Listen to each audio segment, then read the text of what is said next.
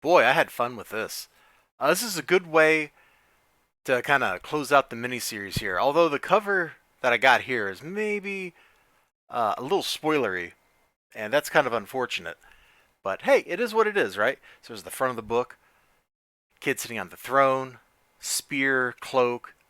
It looks great, doesn't it? Very moody, very atmospheric. The back has been consistent across the series. It's just this really great shot like this. I love it. Yeah, if you weren't expecting a thumbs up, guess what? You got one.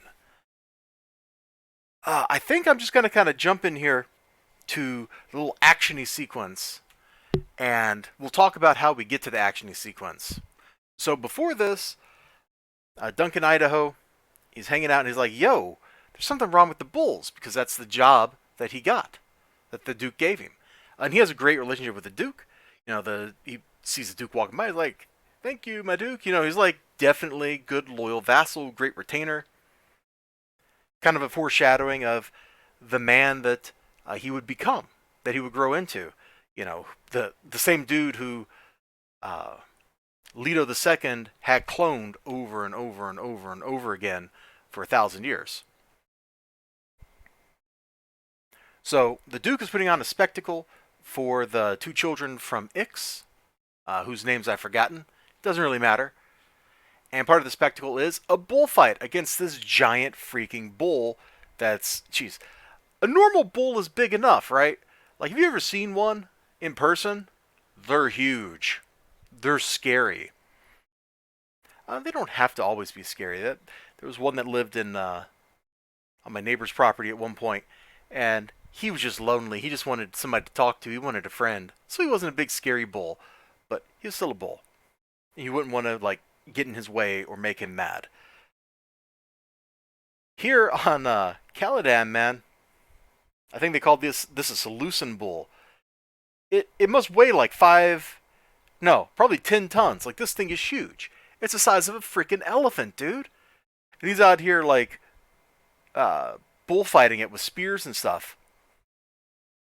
And it's a very frenetic, actiony page. I really like this. There's so much going on here. A lot of times in books, I'll complain like I don't know what sequence the panels go in, and I'll be honest with you, I'm not entirely sure what sequence these panels go in. I don't really think it matters though. Like the whole sweep of this page is just great. Maybe we're supposed to be reading them diagonally or something. That's got to be it. That's got to be it. We start up here and we go like diagonal this way and diagonal this way, even though that's kind of against the normal layout. There's some politics going on here with what's going on. Like you can kind of see, there's his wife's face. She's not thrilled. She's just like watching expectantly, like something's going on there, right? Great sequence. And the other one, oh, how late in the book is that? Oh, was it before this? It was before this. Yeah, we go to the Bene Gesserit here, and I guess I should have read the novels at some point, the prequel ones. Like I've read all the ones actually written by Frank Herbert. They're really good. And Gaius, oh gosh, her name Gaius Helena Miriam. Hope I got that right. She's a little pregnant here. She's like brooding with the kid, her first kid. The first Harkonnen baby she popped out. She's got another Harkonnen baby growing in her. She does something pretty abhorrent, and then she has the baby. And what's the baby's name? Jessica. Oh man, we're tying the threads of the story together. I had no inkling. Maybe I have. It's because I haven't read Dune in a long time, but I had no inkling that the Reverend Mother was actually uh, Paul's grandmother. Like that's crazy. I knew the whole, bit with him being related to the Harkonnens, but that other part, not so much. We check in with Kynes here. He's hanging out, Kynesing it up. Uh, we get a little sandworm action here. I'm going to swing this book around the far side, just kind of show you the sandworm, because it looks pretty cool, man. It looks pretty cool.